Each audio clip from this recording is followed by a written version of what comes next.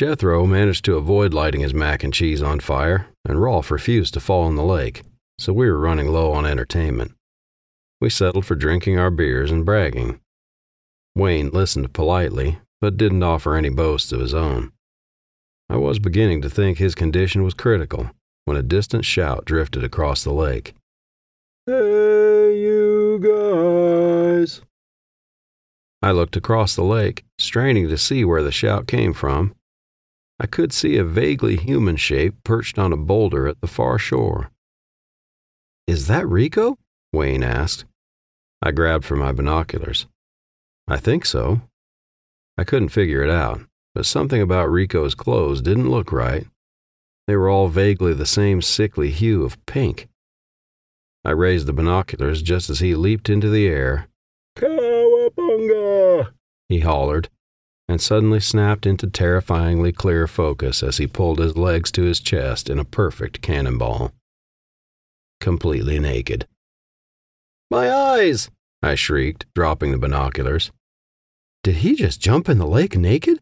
Wayne asked, eyes slightly wide. "That sounds about right," Rolf said. "You have to remember he is a degenerate. Now, where did I leave my camera?" He rummaged furiously through his pack, found the camera, and hustled off toward the far end of the lake. "What's he doing with the camera?"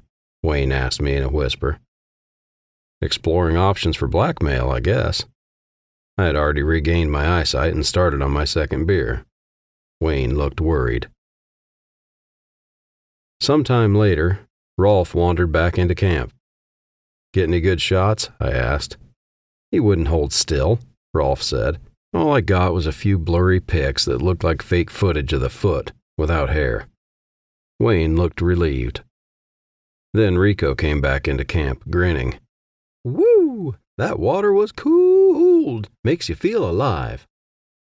Jethro cracked open a beer. "You're a moron." "Just 'cause you've never had a bath doesn't mean it's too late to try," Rico said. "You could use it. You're getting a little gamey. And you're getting on my nerves, but that still won't make me jump in the lake naked. Pervert." Rico smiled. "That's Mr. Clean, Refreshed Pervert to you."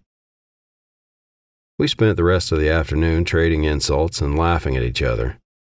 Wayne laughed politely at some of the cracks, but mostly looked uncomfortable and worried about our feelings. The next day, we woke to more of the same.